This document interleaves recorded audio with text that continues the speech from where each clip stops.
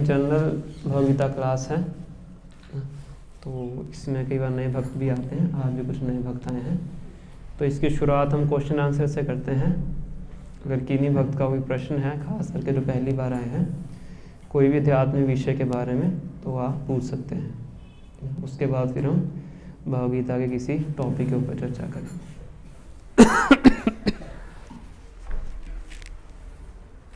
है कोई प्रश्न किसी का, खास करके जो पहली बार आए हैं?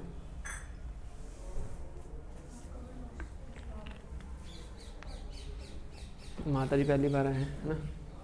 आप भी फर्स्ट टाइम आए हैं,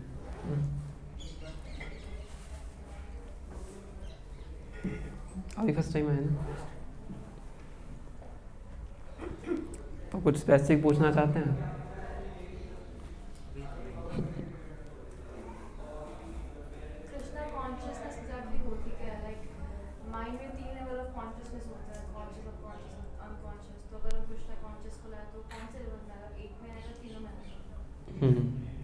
बड़ा टेक्निकल क्वेश्चन पूछा माता जी ने। कौन से बैकग्राउंड से हैं, आपका प्रोफेशन? हाँ, साइकोलॉजी का क्वेश्चन है। एक सब कॉन्शियसनेस बोला आपने, और दूसरा कौन सा बोला? कॉन्शियस, कॉन्शियस, सब कॉन्शियस और अनकॉन्शियस।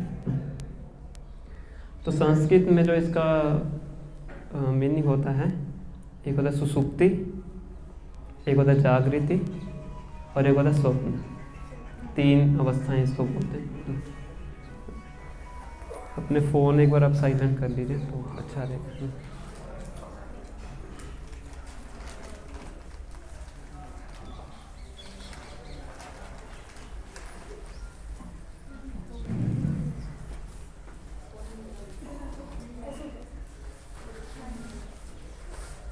तो सुसुप्ति होता है, जो माता जी ने तीन इंग्लिश की टर्म्स यूज़ की हैं। सुसुप्ति मतलब डीपली अनकॉन्शियस।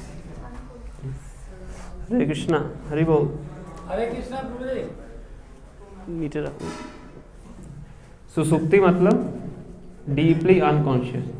जैसे कई बार हम बहुत फास्ट स्लीप होते हैं ना, बहुत गहरी नींद में होते हैं, तो कुछ पता नहीं रहता आसपास क्या हो रहा है, उसको एक तरह सुसुप्ति बोलते हैं, है ना। जागृति मतलब जब हम पूरी कॉन्शियसनेस में होते हैं, है ना, उसको जागृति बोलते हैं। ये सब कॉन्शियस होते हैं, जिसको ड्रीमी स्टेज बोलते हैं। रात को हम सोते हैं तो हम सब कॉन्शियस होते हैं, कई बार उसी अवस्था के अंदर हमें सपने आते हैं, है ना।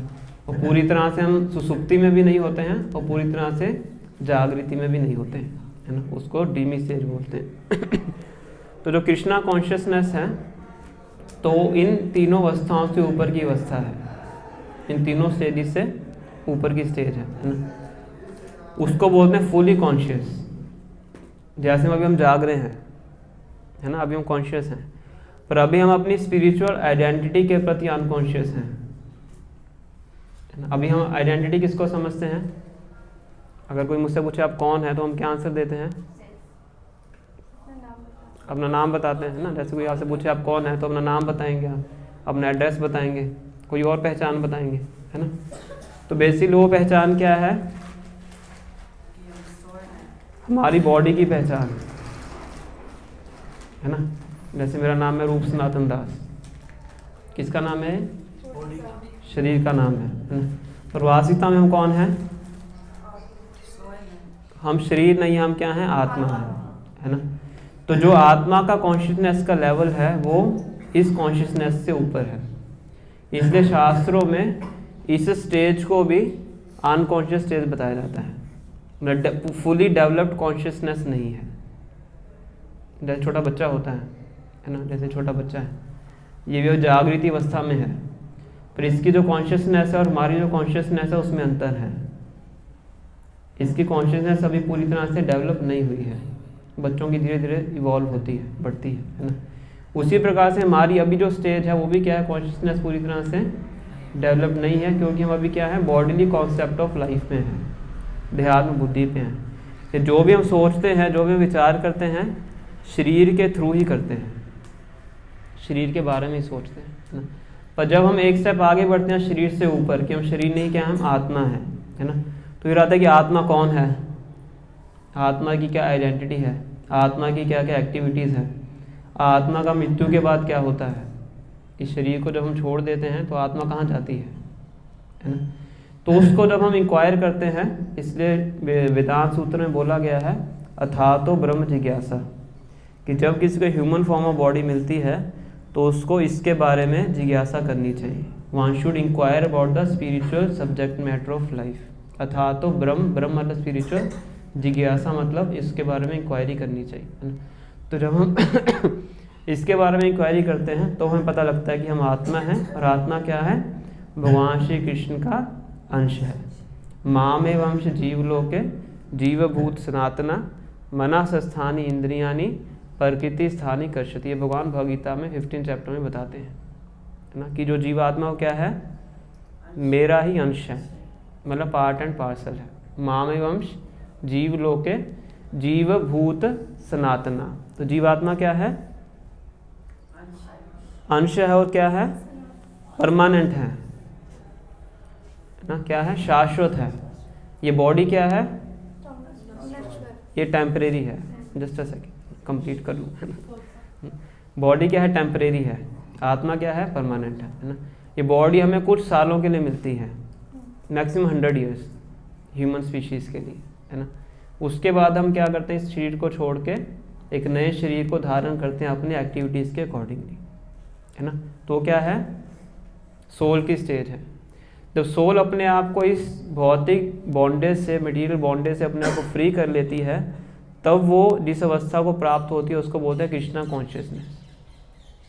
क्योंकि अब वो इस भौतिक जगत में ना रह के स्पिरिचुअल वर्ल्ड में रहती है, भगवान के पास रहती है और भगवान की सेवा करती है। तो वहाँ पे उसको अपनी रियल जो आइडेंटिटी है भगवान के धाम में, वो उसको प्राप्त होती है, स्पिरिचुअल आइडेंटिटी, है ना। तो उस स्टेज को बोलते हैं कृष्णा कॉन्शियसनेस, जिसकी चेतना में क्या है? कृष्ण है। जैसे जो हमारी सोसाइटी उसका नाम क्या है? International society for Krishna consciousness, अंतर्राष्ट्रीय श्री कृष्ण भावनामृत संघ। कृष्ण भावनामृत जो शब्द है वो क्या है? कृष्णा कॉन्शियसनेस है। जब आत्मा अपनी रियल आइडेंटिटी को जानती है कि उसका भगवान श्री कृष्ण से क्या संबंध है, उस स्टेज को बोलते हैं कृष्णा कॉन्शियसनेस। और वो स्टेज जीते जागते भी प्राप्त हो सकती है। ऐसा नहीं कि मृत्यु के बाद जब आत्मा भगवान के धाम को जाएगी तभी वो स्टेज प्राप्त होती है। जब हम लिविंग स्टेज में हैं तभी भी उस स्टेज को हम प्राप्त कर सकते हैं, है ना। ये एक श्लोक आता है, या इह हरे दासे कर्मणा मनसा गिरा निखिलाश अपि अवस्थासु जीवन मुक्त सा उच्यते। कि जो इस जीवन में रहता हुआ भी भगवान श्री कृष्ण की भक्ति करता है माइंड, बॉडी एंड वर्ड से, तो जीते जागते क्या हो? लिबरेटेड स्टेज में है, तो उस स्टेज को हम कृष्णा कॉन्शियसनेस बोलते हैं।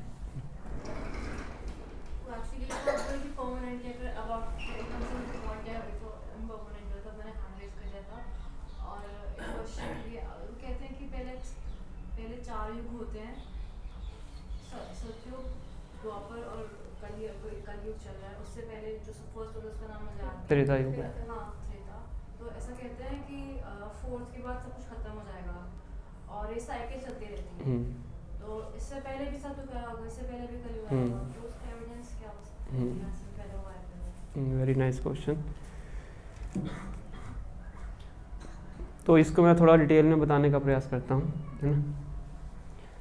तो जो ब्रह्मा जी हैं उनका जो एक दिन है, ब्रह्मा जी का जो 1 डे है, मतलब 12 आवर्स, उसके अंदर अर्थ के ईयर्स के अकॉर्डिंगली 1000 चतुर्युग होते हैं एक दिन में, मतलब 1000 साइकिल होते हैं। एक साइकिल का मतलब सतयुग, त्रेता युग, द्वापर युग और कलयुग, इसको एक साइकिल बोलते हैं। तो ऐसे 1000 साइकिल होते हैं ब्रह्मा जी के एक दिन में, मतलब ब्रह्मा जी के 12 घंटे, जिसको बोलते हैं एक कल्प, ठीक है। और हर साइकिल के बाद एक पार्शियल प्रलय होती है, पार्शियल डेवस्टेशन, फुल डेवस्टेशन नहीं होती, पार्शियल होती है। उसमें ऊपर के लोकों तक पानी भर जाता है। जैसे लोक होते हैं ना, पताल है, सूतल है, वितल है, महातल है, रसातल है, फिर रथ आता है, फिर रथ के ऊपर स्वर्गीय प्लैनेट्स, हेवनली प्लैनेट्स आते हैं, है ना।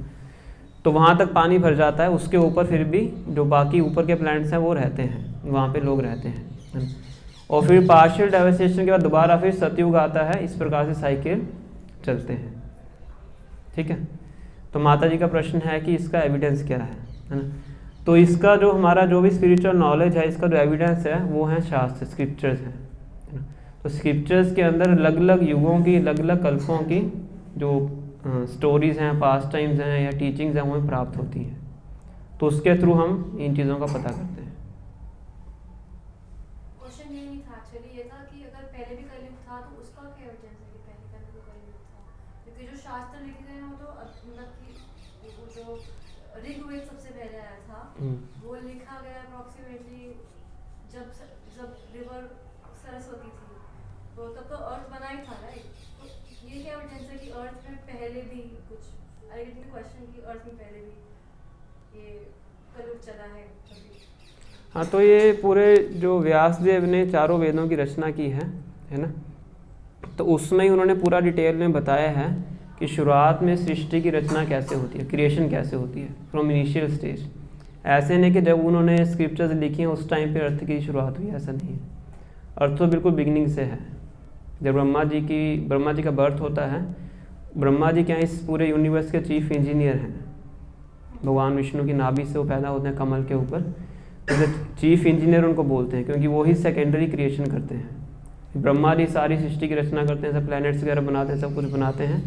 उसके बाद फिर सारी सृष्टि आगे बढ़ती है। ये तो कलयुग की शुरुआत में जो वेदास है उनको रिटन फॉर्म में लिखा है व्यास देव ने। उससे पहले भी कलयुग की शुरुआत में, द्वापर युग के अंत में, उससे पहले भी वेदास थे पर वो रिटन फॉर्म में नहीं थे। उससे पहले वेदास से साउंड की फॉर्म में, मतलब कि ये गुरु अपने डिसाइपल को बोल के नॉलेज देते थे और डिसाइपल सुन के उसको याद कर लेता एक बार में। उसको बोलते हैं श्रुतिधर। श्रुति मतलब सुनना, धर मतलब सुनने के बाद उसको सारा स्मरण हो जाता। पर जब कलयुग की बिगिनिंग होनी थी तो व्यासदेव ने देखा कि कलयुग में जो आने वाले लोग हैं उनके अंदर ये क्वालिफिकेशन नहीं होगी, है ना। तो कलयुग के पूरे कैरेक्टरिस्टिक्स उसने श्रीमद् भागवत में बताए गए हैं। परायण अल्प आयुष्य सभ्य कलव अस्मिन् युगे जना मंद सुमंद मतयो मंद भाग्य ही उपद्रुता। कि कलयुग में जो लोग आएंगे उनके क्या कैरेक्टरिस्टिक्स होंगे। सबसे पहला अल्प आयु बहुत छोटी होगी। 100 ईयर्स हमारे मैक्सिमम है, और 60-70 के बीच में मोस्टली लोग शरीर छोड़ देते हैं। परायण अल्प आयुष्य सभ्य कलव अस्मिन् युगे जना मंद सुमंद मतयो। मति कैसी है, इंटेलिजेंस कैसी है, शार्प नहीं है, बहुत कम है। कोई एक्सेप्शनल केस हो सकता है, पर जनरली जो इंटेलिजेंस है वो शार्प। मंद बोलते हैं जो मोटी बुद्धि होती है, उसको मंद बोलते हैं। मंद सुमंद मतयो, खास करके स्पिरिचुअल सब्जेक्ट मैटर को समझने के लिए इंटेलिजेंस बहुत कम है ना। मंद भाग्य ही उपद्रुता। लक कैसा है, वो भी अनलकी है, मंद भाग्य। उपद्रुता मतलब ऑल टाइम डिप्रेशन का दूसरा शब्द बोल सकते हैं डिस्टर्ब। क्या चीज, अवसाद, हाँ वो बोल सकते हैं। डिस्टर्ब मतलब इंग्लिश में समझ लीजिए डिस्टर्ब, कि हमेशा डिस्टर्ब रहते हैं मेंटली एंड फिजिकली। तो ये कलयुग के सिम्टम्स हैं। तो जब व्यास ने देखा कि कलयुग के लोग तो सुन के नहीं याद कर पाएंगे, हमें तो याद नहीं रहता है। अगर आपसे पूछे कि 1 हफ्ता पहले आपने मॉर्निंग में ब्रेकफास्ट में क्या खाया था, तो आपको याद नहीं होगा। अगर आप रोज़ ही एक तरह का ब्रेकफास्ट नहीं करते हैं, है ना, तो आप नहीं बता पाएंगे। हमारी बुद्धि ऐसी नहीं है ना। तो इसीलिए व्यास ने क्या किया, उनको रिटन फॉर्म में लिखा है कि बार बार पढ़ के हम उसको समझ सकते हैं। पर उससे पहले भी सृष्टि थी, उससे पहले भी नॉलेज थी। तो उन वेदास के अंदर उन्होंने पूरा डिस्क्राइब किया है किस प्रकार से क्रिएशन होती है। सारी क्रिएशन शुरू से ही है ना। ब्रह्मा जी के 100 साल है ना, तो ब्रह्मा जी के बर्थ से ही क्रिएशन शुरू हो जाती है। तब से ही 84 लाख स्पीशीज़ हैं, तब से ही अर्थली प्लैनेट्स हैं, स्वर्गीय प्लैनेट्स हैं, सब कुछ तब से है। और ये साइकिल अपना रिपीट होता रहता है। और जब ब्रह्मा जी की डेथ होती है आफ्टर 100 ईयर्स, फिर फुल डेवस्टेशन होती है। इसको फुल प्रलय जिसको बोलते हैं, महाप्रलय बोलते हैं हिंदी में। उसके बाद सारी यूनिवर्सेस अनमैनिफेस्ट फॉर्म में माँ विष्णु के नाभि में चले जाते हैं। उसके बाद दोबारा क्रिएशन होती है। इस तरह से भौतिक जगत का सृष्टि, स्थिति और प्रलय, क्रिएशन, मेंटेनेंस एंड डिस्ट्रक्शन, है ना, इस प्रकार से होता है। ये भगवान भगवद गीता के 7th चैप्टर में और 9th चैप्टर में इसका ब्रीफ में डिस्क्रिप्शन देते हैं, और श्रीमद् भागवतम के 2nd कैंटो में और 3rd कैंटो में इसका डिटेल्ड में डिस्क्रिप्शन आता है। कोई टाइम निकाल के आप पढ़ सकते हैं।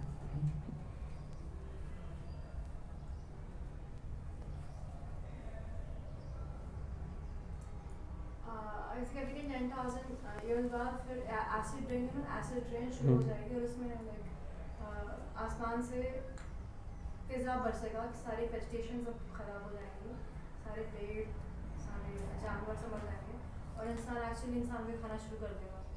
और उसके बाद फिर खत्म हो जाए, डायनासोर डिसअपीयर हो गए, वैसे इंसान भी शायद खत्म हो ही जाएंगे ऑब्वियसली। फिर उसके बाद जब फिर से लाइफ आएगी तो अर्थ पे ही आएगी या फिर कहीं और आएगी? तो जो आपने बताया पार्शली ठीक है, पार्शली गलत है। स्क्रिप्चर्स में बताया गया कि जो अभी ये कलयुग की बिगिनिंग स्टेज है, इसको संध्या बोलते हैं, स्टार्टिंग स्टेज है ना। जैसे जैसे कलयुग आगे बढ़ेगा तो ये चीज़ें और बढ़ती जाएंगी, है ना। 10,000 ईयर्स जो हैं कलयुग के, उसको गोल्डन एज बोलते हैं। वो इसलिए बोलते हैं कि जो कृष्णा कॉन्शियसनेस मूवमेंट है ये 10,000 ईयर्स तक चलेगी, इसका पूरा स्क्रिप्चर्स में डिस्क्रिप्शन आता है, इसलिए इसको गोल्डन एज बोलते हैं, जिसमें 500 साल निकल चुके हैं चैतन्य महाप्रभु के आने के बाद, तो बचे वो 9500 ईयर्स हैं। तो उसके बाद जो थोड़ा बहुत धर्म है वो भी ख़त्म हो जाएगा, और उसके बाद स्थितियाँ और गंभीर होती जाएंगी जब कलयुग अपना पूरी तेज़ी पे होगा ना। और जैसे जैसे कलयुग आगे बढ़ेगा हाइट छोटी होती जाएगी और उम्र छोटी होती जाएगी। बताया गया कि कलयुग में अंत में लोग इतने छोटे हो जाएंगे कि बैंगन के पौधे पे चढ़ने के लिए सीढ़ी लगानी पड़ेगी। ऐसा शास्त्रों में एग्जाम्पल्स के थ्रू बताया गया है। और अंत में फिर कल्कि भगवान आते हैं, और वो फिर एक तरह से पूरा, क्योंकि उस टाइम पे लोग बिल्कुल आसुरिक फॉर्म में आ जाते हैं, फिर सबको वो एक तरह से उद्धार करते हैं, मारते हैं। उसके बाद फिर दोबारा ये छोटी प्रलय आती है, जैसा हमने डिस्कस किया, पार्शियल डेवस्टेशन होती है। फिर दोबारा से सतयुग आके फिर ह्यूमन फॉर्म ऑफ लाइफ या बाकी फॉर्म्स भी 84 लाख स्पीशीज दोबारा से फिर शुरू होती है। जो लाइफ है वो सिर्फ अर्थली प्लैनेट पे नहीं है, लाइफ हर प्लैनेट पे है। स्वर्गलोक में भी है, पाताल में भी है, हर जगह पे है। और हमने तो ये मंगल यही सुना है। हमने तो मंगल चांद यही सुना है, स्वर्ग और नरक तो सुना नहीं ना, यहाँ तक तो पहुँच गए। हाँ, तो वो भी अलग से प्लैनेट्स हैं। तो जहाँ जैसे ये पहुँचे इनको आदमी नहीं मिले, तो वहाँ भी है, चांद में भी है आदमी, मंगल में भी है। तो ये प्रभुपाद ने बोला था कि हर जगह पे हैं, है ना। तो प्रभुपाद तो ये कहते थे कि चांद पे गए ही नहीं है, गए नहीं है। हाँ, तो उसके बाद ही जो मून हॉक्स थ्योरी थी, वो जो भी आदमी को प्रूफ्स वगैरह थे नासा ने वो सब दिए थे, वो अलग चीज़ है, उस विषय में हम जाएंगे, जो डिस्कशन वो लंबी हो जाएगी, है ना। पर शास्त्रों के अनुसार बताया गया है कि जो लिविंग एंटिटी सर्वगता, मतलब हर जगह पे है, इवन सन प्लैनेट पे भी है। सन प्लैनेट सूर्य पे, और उनकी जो बॉडीज़ हैं हमारी तरह नहीं है। जैसे अर्थ प्लैनेट्स पे जो बॉडीज़ जैसे हम हैं, तो हमारी बॉडी बनती है 5 मटेरियल एलिमेंट्स से, अर्थ, वाटर, फायर, एयर, ईथर, इन 5 ग्रॉस एलिमेंट्स हमारी बॉडी बनती है। तो अर्थली प्लैनेट्स पे जो लोग रहते हैं उनकी बॉडी में अर्थ एलिमेंट ज़्यादा होता है, जैसे हम हैं। तो जो सूर्य पे रहते हैं, सन प्लैनेट पे रहते हैं, वहाँ पे फायर एलिमेंट ज़्यादा है, इस तरह से बताते हैं।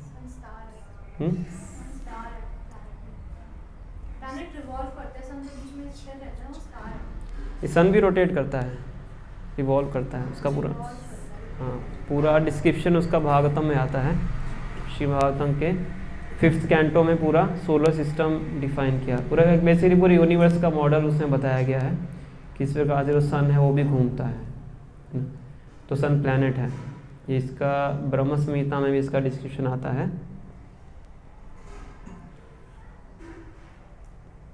यस्य आज्ञा भ्रमति संभृत काल चक्रो गोविंदम आदि पुरुषम तम हम भजामि, है ना। यस्य आज्ञा मतलब भगवान श्री कृष्ण की आज्ञा से भ्रम, तो मतलब भ्रमण करता है, घूमता है। कौन? सूर्य। यच चक्षुरे सविता सकल ग्रहाणाम राजा समस्त सुर मूर्ति रशेष तेजा यस्य आज्ञा भ्रमति संभृत काल चक्रो गोविंदम आदि पुरुषम तम हम भजामि। ये ब्रह्मा जी बताते हैं भगवान श्री कृष्ण के बारे में ना। यच चक्षुर की जो सूर्य है भगवान की आंख के समान है ना। यश चक्षुरेश सविता, सविता सूर्य का नाम है। यश चक्षुरेश सविता सकल ग्रहानाम, जितने भी ग्रह हैं, प्लैनेट्स हैं, राजा समस्त सुर मूर्तिर अशेष तेजा, उन सब का राजा है सूर्य। समस्त, सभी का राजा, राजा समस्त सुर मूर्तिर अशेष तेजा, अशेष तेजा मतलब जिसका जो तेज है कभी भी ख़त्म नहीं होता है। कितनी देर से हम सनलाइट को देख रहे हैं, आज तक ख़त्म नहीं हुई है ना। अशेष तेजा। यस्य आज्ञा, भगवान श्री कृष्ण की आज्ञा से क्या करता है, भ्रमति, भ्रमण करता है, घूमता है। तो ऐसे गोविंद भगवान को मैं प्रणाम, ब्रह्मा जी प्रणाम कर रहे हैं ना। तो शास्त्र में पूरा डिस्क्रिप्शन आता है, सन का ऑर्बिट किस तरह से है, किसके सेंटर में वो घूमता है, वो सब उसका डिस्क्रिप्शन है 5th कैंटो में श्रीमद् भागवतम में। प्रभु जी, फिर जैसे जो नॉलेज हमने ली है साइंस पढ़कर, उसमें ये जैसे माता जी ने बोला कि सन स्टार है, ये नॉलेज हमें मिली, आगे हम फॉरवर्ड कर रहे हैं, तो हमें spiritual mind point of view से बताना चाहिए कि सूरज। तो मॉडर्न साइंस है वो सूर्य को, मोबाइल घुमाओ। तो जो मॉडर्न साइंस है वो सन को सेंटर बताती है ना। पर जो रियल नॉलेज है वो ऊपर कहते हैं हमें स्क्रिप्चर से प्राप्त होती है ना। तो थोड़ा सा डिफरेंस आता है साइंस में और स्क्रिप्चर्स के अंदर, और इसलिए हम देखते हैं कि मॉडर्न साइंस में बार बार अपडेशंस होती हैं, थ्योरीज होती हैं। फिर कोई नया व्यक्ति आके, जैसे एटम है, पहले किसने बोला कि एटम पार्टिकल है, फिर बाद में आया कि वो वेव है, श्रोडिंगर वेव इक्वेशन हम पढ़ते थे पहले है ना साइंस में।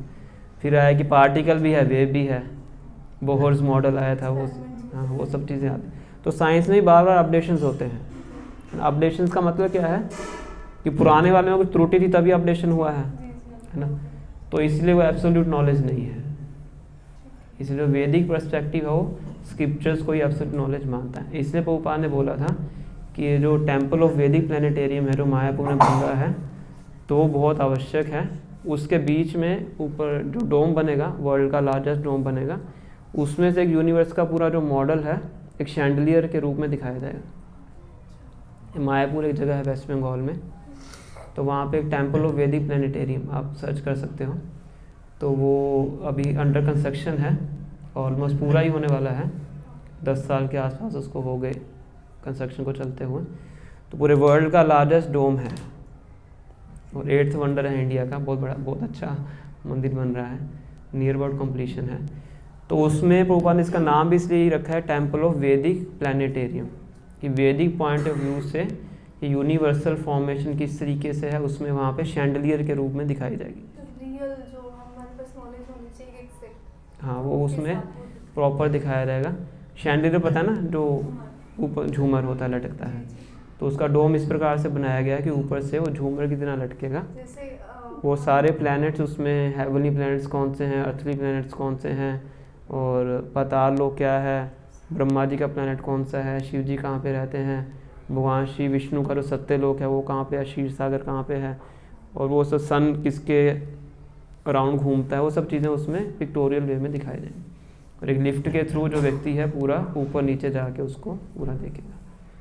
उसके इनॉग्रेशन के लिए इंग्लैंड से वो आएंगे जो प्रिंस हैं, और जो USA के प्रेसिडेंट है वो आएंगे, पहले से उन्होंने फिक्स किया हुआ है। अभी शायद नेक्स्ट ईयर इसका इनॉग्रेशन 2025 नहीं, 24, 23, 24, 25 थी, अपन गए थे ना तब 25 थी। 25 बोला था उन्होंने। नहीं लिखता रहो, पहले 23 का बोर्ड लगा हुआ था, फिर 25 का बोर्ड देखा। एक्चुअली बहुत बड़ा प्रोजेक्ट है, कोविड आने से थोड़ा और स्लो हो गया, डिले हो गया ना। और उसके फ्रंट पे जो घड़ी लगी होगी उसमें अलग अलग कंट्रीज़ का टाइम दिखेगा आपको बहुत बड़ी घड़ी सी लगाई है उसके टॉप पे। तो इंटरनेशनल सोसाइटी है तो सबको अपने अपने देश का टाइम पता करना है ना। तो बड़ा अच्छा मंदिर बन रहा है। ये जो डिफरेंस है हमें तो समझ में आता है क्योंकि अभी मैच्योरिटी इतनी है, बट जैसे मायापुरी अगर कोई जाता है और वहाँ जाके वो प्लानिटेरियम पूरा देखेगा, एक बच्चा जाता है तो उसे स्कूल में कुछ पढ़ाया जा रहा है, वहाँ जाके उसे दूसरी शिक्षा मिल रही है, तो कंफ्यूज होगा कि मैं ये तो थोड़ा वहाँ पे ऐसा नहीं कि उनको सिर्फ दिखाने के लिए, वहाँ पे बताने के लिए भी डिवोटीज होंगे, प्रॉपर प्रेजेंटेशन देंगे। नहीं तो वो बच्चे ने सीखा यहाँ पर, अब वो स्कूल जा रहा है और वो एजुकेशन जो ले रहे हैं वहाँ से तो वो तो मतलब हाँ, पोलाइट वो करेगी उसके ना, वो तो होगा नहीं होगा, उसके मन में दुविधा होगी। कि मैं ये मानूं या वो मानूं, वो नहीं लिखा तो टीचर की पिटाई, वो नहीं माने तो ऐसे ही। एग्ज़ाम में तो वही लिखेगा, वही लिखना पड़ेगा उसको, है ना। तो तो बीइंग अ टीचर हमें क्या करना चाहिए? हमें एक मतलब स्पिरिचुअल नॉलेज के अकॉर्डिंग देनी है, या फिर बुकिश जो हमारे पास अभी है जो चल रहा है? एज अ टीचर तो आपको बच्चों को पास करवाना है। बट मेरा मानना है कि टीचर से पास कराने के हाँ, लिए तो इसीलिए जो स्पिरिचुअल टीचिंग है वो इस प्रभुपाद उसके ऊपर ज़्यादा बल देते थे। इसलिए गुरुकुल उन्होंने खुलवाए, कि वैदिक गुरुकुल्स हैं जहाँ पे प्रॉपर इसी प्रकार से नॉलेज दी जाती है ना। तभी उनका स्पिरिचुअल एवोल्यूशन होता, डेवलपमेंट होता है। हमारे मायापुर में गुरुकुल है, आप तो गए थे हमारे साथ, है ना। तो वहाँ पे पूरा वैदिक तरीके से उनके एजुकेशन दी जाती है। क्लासेस उनकी पूरे दिन में 2 घंटे होती हैं, बाकी टाइम पूरा उनका प्रैक्टिकल वो पूरा नॉलेज होती है। और वहाँ से 10वीं पास कर लेता बच्चा तो इतना योग्य बन जाता है कि पूरे विश्व में जाके कहीं भी रह सकता है। गुरुकुल गुरुकुल है मायापुर में, 5 साल के बच्चे को वहाँ पे एडमिशन मिलती है, बोर्डिंग स्कूल है।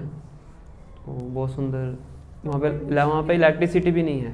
कंडीशन भी होगी, कोई क्राइटेरिया होगा ना बच्चे के एडमिशन के लिए? थोड़ा बहुत बच्चे का IQ लेवल का जैसे वो लेट्स लेते हैं। अदरवाइज जैसे पेरेंट्स आजकल पेरेंट्स को वहीं पे रहना होता है, Parents को। मायापुर में रहना होता है, ताकि अगर क्यों छोटा 5 साल का बच्चा छोटा होता है ना, तो पूरे गुरुकुल में लाइट्स नहीं है, बिना इलेक्ट्रिसिटी के वो रहते हैं पूरे वैदिक तरीके से। क्योंकि जो हट है वो स्ट्रॉ से बनी होती हैं, हट भी बड़ी अच्छी है, गर्मियों में ठंडी रहती है, सर्दियों में गर्म रहती है। गए थे ना आप, देखा था उसमें टेम्पल और प्रभु बना। जी 5 साल मतलब होने से पहले हम बच्चों को भी वो इन्वायरमेंट पहले देना पड़ेगा ना। तो 5 साल का बच्चा तो उसके इनिशियल स्टेज में। अभी जो ये वृंदावन शुरू हुआ है ये अलग तरीके में, हाँ, मॉडर्न ये तरीके हाँ, ये दोनों तरीके का है। जो मायापुर में है पूरा वैदिक है ना, उसमें बच्चे शाम को 7-8 बजे सो जाते हैं, सुबह 2 बजे उठते हैं, खुद अपने कमरे की सफाई करते हैं, मंगल आरती करते हैं, यज्ञ करते हैं, उनको श्लोक सिखाए जाते हैं उच्चारण करने, खुद ही यज्ञ करते हैं, नरसिंह देव की पूजा करते हैं, बचपन में उनकी दीक्षा हो जाती है, मार्शल आर्ट सीखते हैं, सब कुछ उनको प्रॉपर वहाँ पे ट्रेनिंग दी जाती है, वैदिक मैथमेटिक्स सिखाया जाता है, वो सब चीज़ें। पर जो वृंदावन में है वहाँ पे तो वो इस तरीके से है कि उसमें वैदिक प्लस मॉडर्न दोनों है। अब जो पेरेंट्स की चॉइस है वो वहाँ पे भेजते हैं। जो मायापुर में वो तो सिलो के कपड़े भी नहीं पहनते हैं, धोती और उत्तरी वही पहनते हैं। उत्तरी किसको बोलते हैं? जो तो ऊपर चद्दर, से हाँ ऊपर चद्दर, वाला। हाँ शॉल उत्तरी वही पहनते हैं, अपने कपड़े खुद ही धोते हैं। तो 5 साल के बच्चे को ट्रेनिंग देना शुरू कर देते हैं सारे ना। और वही बच्चे फिर जाके बड़ी बड़ी लीडरशिप पोजीशंस लेते हैं, बहुत बिल्कुल Discipline मेंटली, बहुत होगी। फिजिकली, इमोशनली, स्पिरिचुअली स्ट्रांग बन जाते हैं। क्योंकि वो नंबर लेने के लिए नहीं पढ़ते, वो ज्ञान लेने के लिए पढ़ते हैं। वहाँ पे नंबर सिस्टम है ही नहीं, डिग्री सिस्टम में नहीं है, ग्रेड सिस्टम है बस। Grade system. हाँ, ये बच्चे के बिहेवियर के अकॉर्डिंग उनको ग्रेड दिए जाते हैं, नंबर नहीं दिए जाते। ग्रेजुएट +2 ना करे वो ग्रेजुएशन की जरूरत ही नहीं होती ना। हाँ, जरूरत ही नहीं है। वो पहले बताते ही, हाँ, स्टूडेंट उनका बिल्कुल प्रेसिडेंट है होता अभी कौन से टेंपल का है US तो में। अलग अलग जगह पे सोसाइटी में बनते ही हैं। अभी अगर आपको थोड़ा आइडिया तो कितने बच्चे होंगे वहाँ पर, जैसे अभी तक जिन्होंने अभी ले आई लिया थिंक हो? 80 to 100 बताया था उन्होंने। 8200 ज़्यादा लेते भी नहीं, जितनी कैपेसिटी है उतनी लेते हैं, क्योंकि वो बोर्डिंग स्कूल की तरह है। कुकिंग भी खुद ही करते हैं बच्चे, सब कुछ खुद करते हैं, बस उनके ऊपर गार्डियन होते हैं जो देखते हैं कि इनको किसी चीज़ से हार्म ना हो, उनको देखते हैं, करेक्ट करते हैं, वो सब चीज़ें रहती हैं। और वहाँ पे सिस्टम है each one teach one being taught by one. Each one teach one being taught by one। वहाँ पे बच्चे भी पढ़ाते हैं जूनियर्स को, वो खुद भी अपने सीनियर से पढ़ते हैं, ये सिस्टम है इस तरह से, बहुत अच्छा सिस्टम है। तो क्यूरियोसिटी और बढ़ गई देखने की जाने। हम जब भी मायापुर कैंप में जाते हैं तो वहाँ पे लेके जाते हैं डिवोटीज को।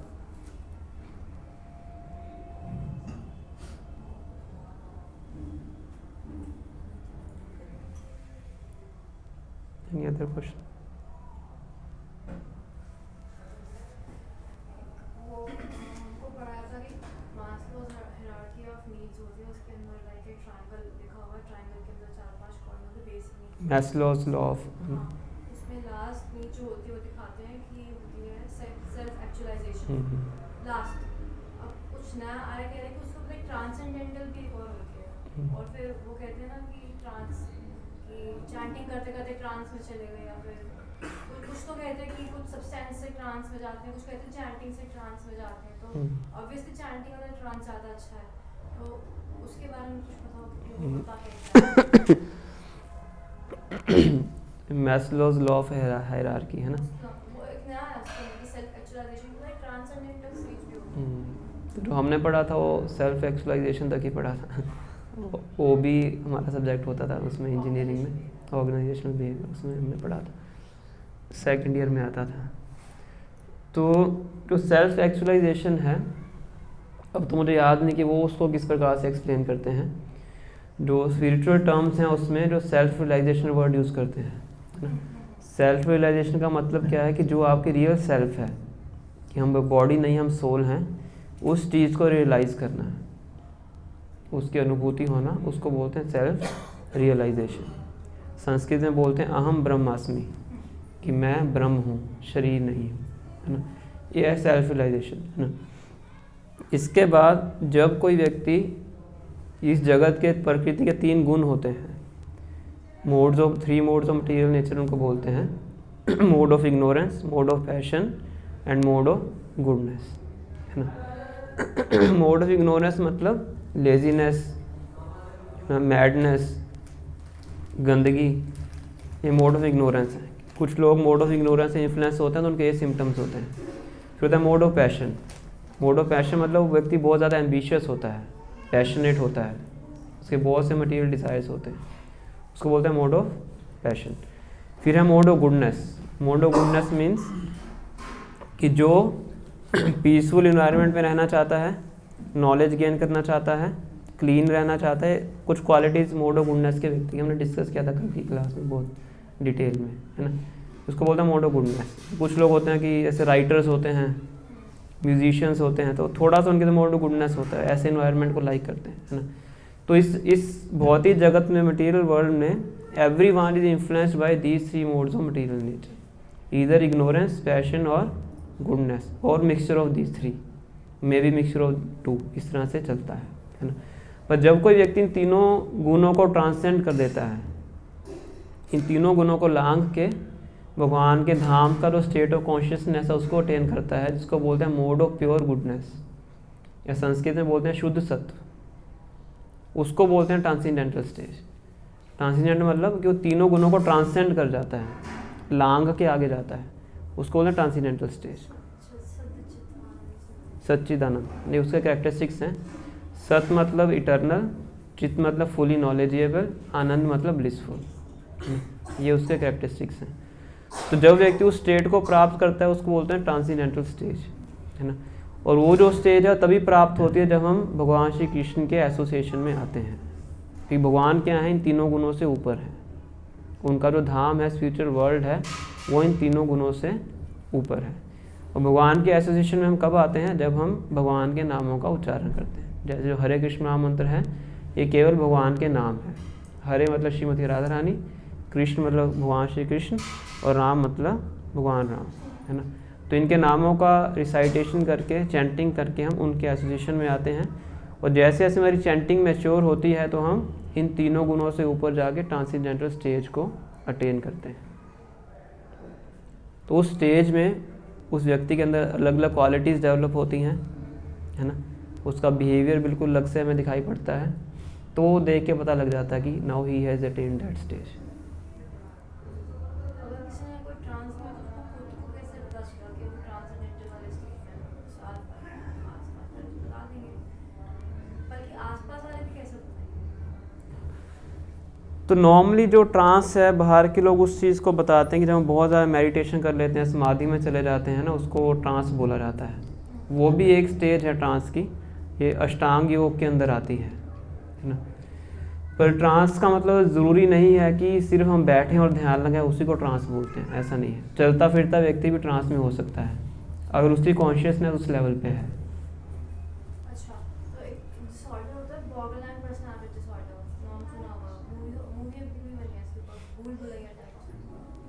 उसके अंदर जो वो एक एक्ट्रेस होती है उसको कहते हैं कि उसके अंदर किसी का घोस्ट आता है। तो उसके अंदर मैं कल ऑनलाइन देख रही थी, उसमें दे रखा था कि जब कोई बंदा नॉर्मल होता है वो उसकी एक्चुअल पर्सनैलिटी है, वो जब स्ट्रेस में आता है तो थोड़ा सा डिस्टर्ब होता है, बीच में अगर बहुत ज़्यादा स्ट्रेस में हो जाता है तो उसकी पर्सनैलिटी वहाँ शिफ्ट हो जाती है जहाँ से वो स्ट्रेस होता है। कुछ लोग कहते हैं मेरे को उसका भूत आ गया, और अगर उसके पास कोई आइडेंटिटी वो दूसरी वाली नहीं होती कि किस तरह उसके अंदर भूत आया है, उसके बीच में वो लटक जाता है तो वो ट्रांस में रह जाता है। वो क्या होता है? वो तो डायरेक्टर ही बता सकता है इसलिए। डायरेक्टर नहीं बताया, साइंटिस्ट ने बताया, आर्टिस्ट जिसकी आई इसकी कोचिंग में यूट्यूब चैनल पे। तो इसका तो मुझे आइडिया नहीं है ना, मैं तो स्पिरिचुअल पर्सपेक्टिव से बता सकता हूँ। वो तो मे भी उन्होंने वर्ड यूज़ किया हो ट्रांस ना। तो माइंड की अलग अलग स्टेजेस होती हैं, आपको तो पता ही होगा है ना। माइंड, ये सब माइंड का खेल है, जितनी भी अलग अलग स्टेजेस हुए माइंड के कारण, स्ट्रेस भी माइंड का खेल है ना।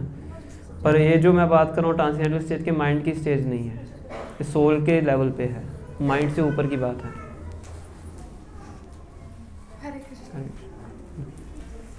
तो ये जो ट्रांसेंडेंटल स्टेज है, जो दिव्य स्टेज की हम बात कर रहे हैं, वो माइंड के ऊपर की बात है। माइंड तो मटेरियल एलिमेंट है, सोल मटेरियल एलिमेंट नहीं है, इट इज स्पिरिचुअल। तो मतलब सेल्फ रियलाइजेशन बॉडीली लेवल तक भी, ब्रेन तक हुई, और ट्रांस हुई सोल लेवल पर, एनर्जी लेवल पर। सेल्फ रियलाइजेशन भी बॉडी से ऊपर की बात है, वो सोल के लेवल पे है। ट्रांस और सेल्फ रियलाइजेशन में ज़्यादा अंतर नहीं है, ऑलमोस्ट सेम।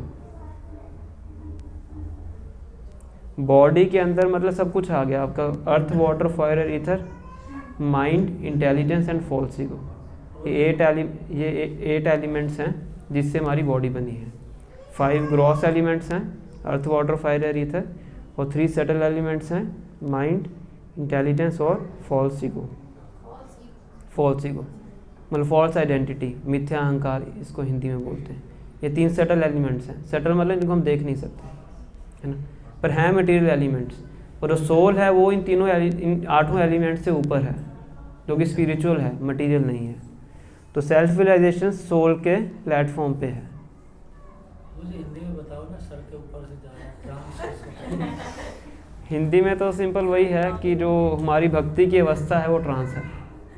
ट्रांस मतलब भक्ति की अवस्था, समाधि जिसको बोलते हैं। मेरे जो समझ आया, माता जी ने कहा कि जैसे आत्मा अगर पहुंच नहीं पाती तो बीच में वो उसमें अटक जाती है। हाँ, वो बेसिकली माइंड का ही अलग अलग स्टेजेस बता रहे हैं है ना। पर जो हम बात कर रहे हो तो माइंड के ऊपर की बात है। तो समझ में नहीं आई ना, हमारे भी अंदर पता नहीं। माइंड को तो माइंड के ऊपर की बात है ना। माइंड के तो बहुत अलग अलग स्टेजेस, माइंड को तो समझना बहुत वो है, कठिन है। पर साइकोलॉजी में हम माइंड को ही स्टडी करते हैं, तो इसलिए बहुत कठिन हो जाता है ना। और जो भक्ति है, सेल्फ रियलाइजेशन है, वो माइंड के ऊपर है, that is on the level of soul. उसको समझना बहुत सरल है, कठिन नहीं है। भगवान का नाम लेते हैं तो बहुत इजीली इसको रियलाइज कर सकते हैं, प्रैक्टिस करके हो जाता है। इसलिए जो डिवोटीज होते हैं वो माइंड के लेवल पे नहीं होते, इसलिए स्ट्रेस, डिप्रेशन, ये सब चीज़ें उनको परेशान नहीं करती। ये तो है, इसका तो बहुत फर्क होता है। बहुत भक्तों का अनुभव है, ऐसा होता है। बहुत फर्क।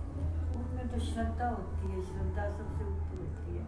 इसमें माइंड क्या करेगा? माइंड मटेरियल एलिमेंट है। माइंड के 3 कार्य हैं, 2 कार्य हैं, संकल्प और विकल्प, एक्सेप्शन एंड रिजेक्शन है ना।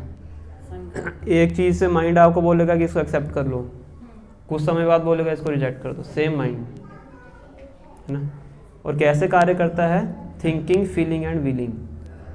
Thinking, feeling and willing, thinking मतलब सोचना, फीलिंग मतलब महसूस करना, और विलिंग मतलब संकल्प करना, करूँगा। I can do it. आपने सोचा मुझे गुलाब जामुन खानी है, किसी रेस्टोरेंट में जाके मुझे गुलाब जामुन खानी है, आपने सोचा, फिर आपने फील किया कि पिछली बार खाया था तो कैसा टेस्ट आया था, मजेदार है ना। पानी आ गया। तो ये होगी फीलिंग की स्टेज। अब विलिंग होगी, अब मुझे जाके खाना है। सुनिए सुनिए सुनिए सुनिए, थिंकिंग, फीलिंग एंड विलिंग। पहले उसने विलिंग, WILLING है ना। तो पहले उसने सोचा कि मुझे गुलाब जामुन खानी है, फिर उसने सोचा कि पहले खाई थी कैसे टेस्ट आया था, तो उसका अनुभव किया उसने, वो टेस्ट उसको महसूस होगा, मुँह में पानी आएगा, है ना। फिर वो उसको संकल्प कर लेगा कि मुझे जाके खाना है। यहाँ तक किसका काम है? माइंड का। अब ये उसने संकल्प ले लिया है, अब इंटेलिजेंस उसको बताएगी कि वहाँ कहाँ कैसे जाना है। अब काम किसका है? इंटेलिजेंस का, कि यहाँ से ऑटो पकड़, यहाँ से गाड़ी में बैठ या बाइक पे बैठ, ये काम किसका है? इंटेलिजेंस। यहाँ से लेफ़्ट होना है, यहाँ से राइट होना है, इस दुकान पे जाना है, वो सब इंटेलिजेंस काम करेगी, है ना। फिर वहाँ पे वो जाएगा तो फिर वो बॉडी काम करेगी, हाथ उठाएगा, मुंह में डालेगा, है ना। इस प्रकार से माइंड इंटेलिजेंस हमारी बॉडी कार्य करती है। तो कुल मिला के मतलब जो जड़ है वो माइंड है। माइंड, भगवान कहते हैं भगवद्गीता में, मना ही मनुष्य नाम कारणम बंध मोक्षयो, मन ही मनुष्य का बंधन का और मुक्ति का कारण है। और भक्ति के अंदर हम जो मन है उसको बहुत इजीली कंट्रोल में कर लेते हैं। जो हमारी हठ योग की पद्धति है उसका एकमात्र लक्ष्य है मन को वश में करना, और जो भक्ति है उससे मन हमारा ऑटोमेटिकली कंट्रोल होता है। ये जो हमने बात की 2 मिनट पहले, ये हमने माइंड के बारे में की कि मन के बारे में की? एक ही तो है, हिंदी और इंग्लिश है, हिंदी और इंग्लिश है, मन और माइंड। माइंड मतलब दिमाग, मन मतलब दिल, हमने तो यही दिमाग को छोड़ दो आप, अभी माइंड और मन है। माइंड और मन है। मन तो आपका मशीनरी है, सॉरी ब्रेन आपकी मशीनरी है, ब्रेन तो मशीनरी है, मास से बनी हुई है ना, वो कार्य करती है ना। जैसे कंप्यूटर में सॉफ्टवेयर हार्डवेयर होता है ना, तो हार्डवेयर है, माइंड सॉफ्टवेयर है। यही खुद के खाने वैसे एक बात मैं करूँ जी, सच्चाई है, मतलब बहुत डिफिकल्ट है मन को वश में करना। इसलिए भगवान कहते हैं, अर्जुन भी सेम चीज़ भगवान को भगवद्गीता में बोलते हैं। भगवान ने अर्जुन को पूरा चैप्टर सुना दिया ध्यान योग के ऊपर, 6वां अध्याय है ध्यान योग उसका नाम। पूरा चैप्टर भगवान ने सुना दिया कि मन को ऐसे वश में करना है, ऐसे ऐसे करना है। भगवान भी थोड़े अर्जुन के मज़े ले रहे थे, है ना। तो अर्जुन ने भगवान को बोला, चंचलम ही मना कृष्णा परमार्थी बलव दृढ़म तस्य अहम निग्रहम मने वायुर एवसु दुष्कर, कि हे कृष्ण मेरा जो मन है वो चंचल है। चंचलम ही मना कृष्णा, उसके बाद क्या? परमार्थी, बहुत जिद्दी है, बलवत, बहुत बलशाली है, दृढ़म, बहुत ऑब्स्टिनेट है, स्टबन है, जिद्दी मान लेता ना जब बच्चा होता है, एक जिद को पकड़ लिया तो छोड़ता नहीं है ना। तस्य अहम निग्रहम मने वायुर एवसु दुष्करम, तो मैं बहुत बड़ा योद्धा हूँ, मैं वायु को वश में कर सकता हूँ ना। वायु को वश में करना कितना कठिन है, हरिकेन टॉर्नेडो सब वायु से होते हैं, है ना। तो कहते हैं वायु को ही वश में कर लूँगा, पर मन को वश में करना मेरे बस की बात नहीं है। अर्जुन साफ साफ भगवान से कबूल करते हैं। ये भगवान क्या कहते हैं? असंशयम महाबाहो मनो दुर्निग्रहम चलम, अनडाउटेडली, उनकी बात को कंफर्म करते हैं, अनडाउटेडली इस मन को वश में करना क्या है? बहुत कठिन है। अभ्यासेन तो कौन्तेय वैराग्येन च गृह्यते, 2 चीज़ें भगवान बताते हैं, प्रैक्टिस एंड डिटैचमेंट, वैराग्य और अभ्यास, इससे हम अपने मन को वश में कर सकते हैं। जब अर्जुन ने नहीं कर पाया तो हम कर सकते हैं उसे, प्रैक्टिस हो करके और वैराग्य का पालन करें। हरे कृष्ण महामंत्र को जपने की प्रैक्टिस कीजिए और संसारिक भोगों से विरक्ति लीजिए। हरे कृष्णा कृष्णा कृष्णा हरे हरे, हरे राम राम राम हरे हरे। बहुत ऐसी ईजी, बात बन जाएगी तो बहुत ईजी है, सबने इतने लोग कर ही रहे हैं। Without chanting, detachment seems to be very difficult, right? But chanting से डिटैचमेंट बहुत इजीली हो जाती है। ये डिटैचमेंट, हमारा प्रोसेस क्या है? We don't focus on detachment, we focus on attachment. जैसे आपके हाथ में ऑरेंज है ना, आपको ऑरेंज को छोड़ना है ना, तो हम कहते हैं कि अब एप्पल पकड़ लीजिए ना। अब एप्पल पकड़ेंगे तो ऑरेंज अपने आप छूटेगा, है ना। तो भक्ति में क्या कहते हैं? अब सही चीज़ को अपनाइए तो बुरी चीज़ें अपने आप छूट जाती हैं, है ना। क्या जी? सुना जोर से। एक होता है सीखना, एक होता है उसको unlearn करना। तो सुना, बाद में बेटा माइक लेकर कोई बात नहीं। She's saying unlearning, right?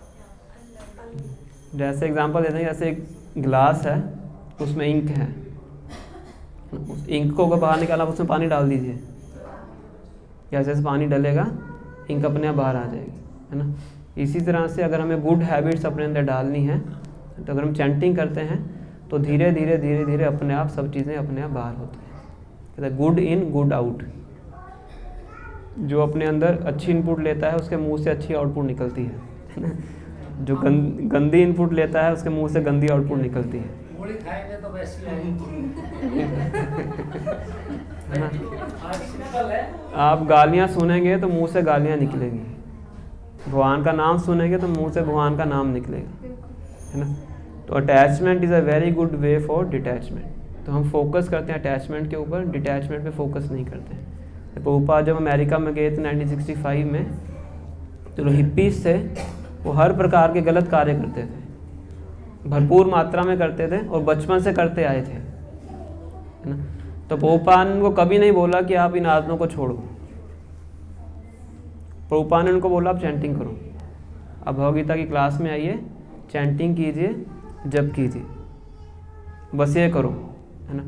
कुछ समय बाद उन्होंने खुद ही प्रभुपाद जी से आके पूछा, Swami ji do we have to follow some regulatory principles. Prabhupada ने कहा ठीक है आप बैठो मैं बताता हूँ, है ना। तो ये चैंटिंग का इफेक्ट है।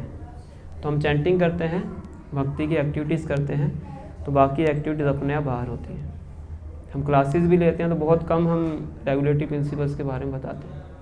हम यही कहते हैं कि आप क्लासेस में आइए, आप चैंटिंग कीजिए, भगवगीता पढ़िए, तो धीरे धीरे पढ़ के सुन के अपने आप ही डिवोटीज अपनी आदतों को छोड़ दें। वो आपने बताया था ना बस दो ही चीजें हैं वही परफेक्ट। अंधेरा हो गया, चल रहा है। टाइम कितना हो गया? टाइम प्रभु जी 6 बजे में 10 मिनट है। 6 बजे में 10 मिनट है, तो अभी तो है टाइम। प्रसाद भी लेंगे ऐसे कर तुरंत चल देंगे। 10 मिनट्स हैं अभी, कोई और कुछ इतनी देर में प्रसाद वो 10 मिनट करते हैं। आगे शुरू भी हमने लेट ही किया, 5 बजे शुरू किया था। हाँ 4:30 कर लिया करो बुढ़ा आदमी के लिए। तो ये भी है वो भी है। सब लेट आए हमारे, सब लेट आते हैं। भी 4 बजे डिवोटीज भी नहीं होते। बुढ़ा आदमी 5:30 बजे आ रहा हम कह रहा। तो ये बहू लेकर आइयो। हाँ तो ये पहले लिए थे तो। जो रोड ठीक है, नहीं अदर डाउट? माता जी बताओ डाउट फिर करो। कोई बताओ कि नहीं आपका दिमाग ना जी अपना ठीक सुन रहा सही हुई। अच्छा आप कह रहे थे अटैचमेंट तो होनी नहीं चाहिए। क्या नहीं? अटैचमेंट तो होनी नहीं चाहिए। अटैचमेंट नहीं, नहीं ऐसा नहीं है। अटैचमेंट होनी चाहिए, बस सही चीज़ से अटैचमेंट होनी चाहिए। फिर तो मेरी दादी कहती कि मेरे को अगर तुमसे अटैचमेंट हो गई तो मैं नेक्स्ट जन्म में तेरी बच्ची बन के आ जाऊंगी। ऐसा भी कुछ होता है ना, अगर अगले जन्म में ऐसा कुछ अटैचमेंट होती है कोई आ जाता है। तो अटैचमेंट इसीलिए हमें परमानेंट चीज़ से अटैच होना चाहिए, टेम्परेरी चीज़ से नहीं। हम सब क्या हैं? टेम्परेरी हैं। हमारे जितने संबंध क्या हैं? टेम्परेरी हैं, है ना। तो रिलेशनशिप्स के बीच में अपनी ड्यूटीज़ को पूरा करते हैं, और जो अटैचमेंट है हमारी भगवान से होनी चाहिए। भगवान क्या है? परमानेंट है। Spiritual attachment and material detachment. Spiritually attach होना चाहिए हमें, मटेरियल डिटैचमेंट अपने आप होती है। डिटैचमेंट का मतलब ये नहीं है कि हम घर वालों का त्याग कर दें, घर वालों का अपने घर वाले जो काम है वो करना बंद कर दें। ये डिटैचमेंट का मतलब नहीं है, ये इरिस्पॉन्सिबिलिटी है ना। वो सब चीज़ें हमें करनी है, जो हमारी आश्रम के अनुसार ड्यूटीज़ हैं वो सब ड्यूटीज़ को करना है, पर अटैचमेंट हमारी भगवान से होनी चाहिए, है ना। हमारी ड्यूटी होनी चाहिए बस। हाँ, बाकी हम एज अ ड्यूटी हम उसको कर सकते हैं, विद लव एंड केयर करना है। ऐसा नहीं कि बिल्कुल उदासीन भाव से करना है। बच्चे को बोलने तुझे पालना मेरी ड्यूटी है ना, तो वो कहेगा आपको छोड़ना मेरी ड्यूटी है। बड़ा होकर छोड़ जाएगा आपको, है ना। तो लव एंड केयर के साथ हमें अपनी ड्यूटीज़ को फॉलो करना है, ऐसा नहीं है। पर अटैचमेंट, हमारा जो प्रेम है, अटैचमेंट है, वो भगवान से होना चाहिए। तो फिर हम शरीर को छोड़ के भगवान के धाम को जा सकते हैं। अदरवाइज़ अगर इस जगह से अटैच हैं तो फिर यहीं पे वापस आना पड़ता है, क्योंकि भगवान ने पूरी छूट दी है। जहाँ पे आपकी जाने की इच्छा आप जा सकते हो। मेरे पास आने की इच्छा है, मेरे पास आ सकते हो, तो यहाँ पे रहने की इच्छा है तो यहाँ पे रह सकते हैं। भगवान कभी किसी के साथ फोर्स नहीं करते हैं। Love can never be force. भगवान हम सबसे प्रेम करते हैं, तो ज़बरदस्ती हमसे प्रेम नहीं करवा सकते ना। ज़बरदस्ती आप शोषण कर सकते हैं, एक्सप्लॉइट कर सकते हैं, पर प्रेम नहीं करवा सकते। तो इसीलिए भगवान ने जीवात्मा से उसकी इंडिपेंडेंस, विल पावर कभी भी छीनी नहीं। तो चॉइस करने की इच्छा हमेशा आपके पास रहेगी कि आपको भगवान का चुनाव करना है, किसी और का चुनाव करना है। भगवान का चुनाव करेंगे, भगवान के पास जाएंगे। यहाँ पे किसी का चुनाव करेंगे तो उसके पास आ जाएंगे। बड़ा सिंपल सिस्टम है। भगवान कहते हैं भगवद्गीता में, यम यम वापि स्मरण भावम त्यजति अंते क्लेवरम तम तम एवयति कौन्तेय सदा तद्भाव भाविता। मृत्यु के समय जो व्यक्ति जिस चीज़ का चिंतन करता है वो उसके बाद उसी अवस्था को प्राप्त करता है ना। मृत्यु के समय दुकान का चिंतन हुआ तो कहाँ जाओगे? दुकान में ही आओगे। ऐसे एक एनेक्डोट सुनाते हैं कि एक व्यक्ति था, मरने वाला था, डेथ बेड पे था। तो सारे परिवार वाले इकट्ठे हो जाते हैं, तो उनसे पूछते हैं मेरा बेटा कहाँ है? वो कहता पिताजी मैं यहाँ खड़ा हूँ। मेरी बहू कहाँ है? वो कहती मैं यहाँ खड़ी हूँ। बेटी कहाँ है? पिताजी मैं यहाँ खड़ी हूँ। ऐसा सभी एक एक करके बोल देते हैं, है ना। तो कहते हैं कि सभी यहाँ पे, दुकान में कौन है? तो ये बोल के मर जाता है। मतलब अंतिम समय किसका चिंतन है? दुकान का। तो दुकान में कोई चूहा वगैरह बन के आएगा? दुकान में ही रहेगा 24 घंटे। इसलिए भगवान कहते हैं अंत काले च माम एवा स्मरण मुक्त्वा क्लेव। अंत समय में मेरा स्मरण करोगे तो मेरे धाम को वापिस आओगे। अंते नारायण स्मृति, अंत में नारायण की स्मृति होनी चाहिए, पर वो तभी होगी अगर लाइफ टाइम प्रैक्टिस की होगी।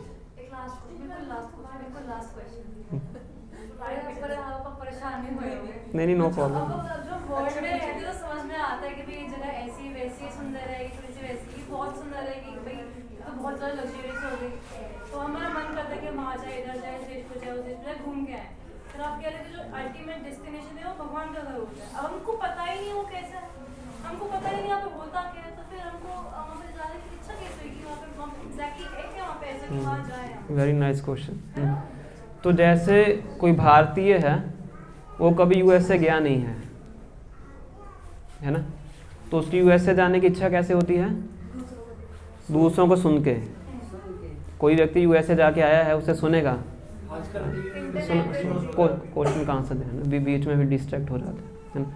तो किसी दूसरे सुनेगा वहाँ पे इतनी साफ सड़कें हैं, इतनी बड़ी बड़ी इमारतें हैं, इतनी सफाई है, ये है वो है, तो उसका मन करता है मैं भी एक बार यूएसए घूम के आऊँ, है ना।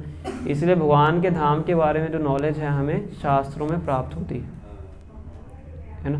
पूरी डिटेल डिस्क्रिप्शन है, एक एक चीज़ की डिस्क्रिप्शन है ना, शास्त्रों के अंदर में मिलती है।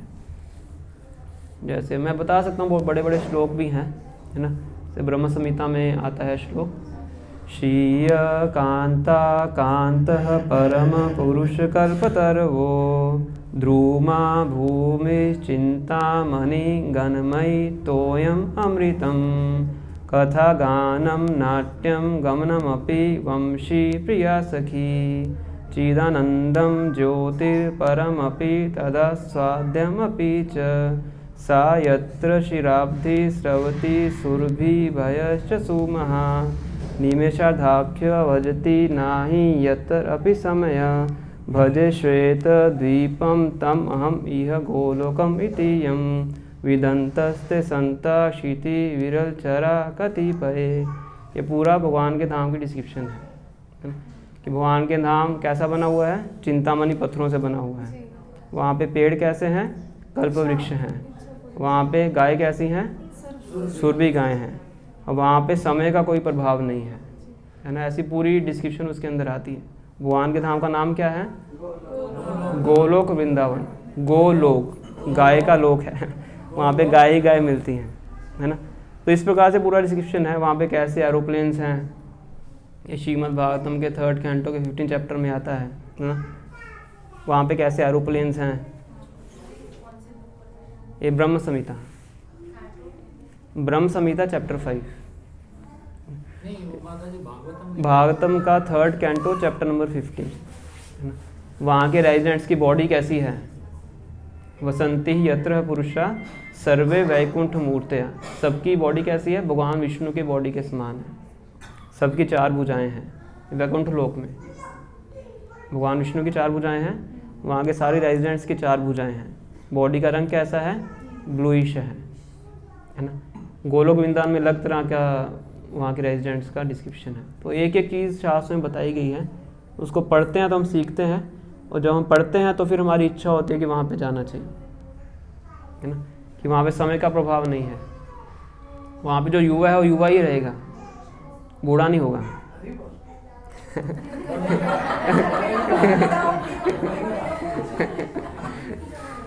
है ना, जो बूढ़ा है वो बूढ़ा ही रहेगा, जो बूढ़ा है वो बूढ़ा ही रहेगा, है ना। बच्चा है बच्चा रहेगा। भगवान की इच्छा से होता है ना। भगवान वहाँ पे भगवान की जो उम्र है 16 वर्ष की है, नव यौवन, 16th एज में युवावस्था शुरू होती है, वो भगवान की एज है गोलोक वृंदावन में। टाइम हो गया प्रभु जी, अभी एक वीडियो ठीक है, यूट्यूब पे, मैं आपको चेक हाँ बाद में देख लीजिए। वैसे तो वो ठीक है, हम यहीं पे समाप्त करते हैं।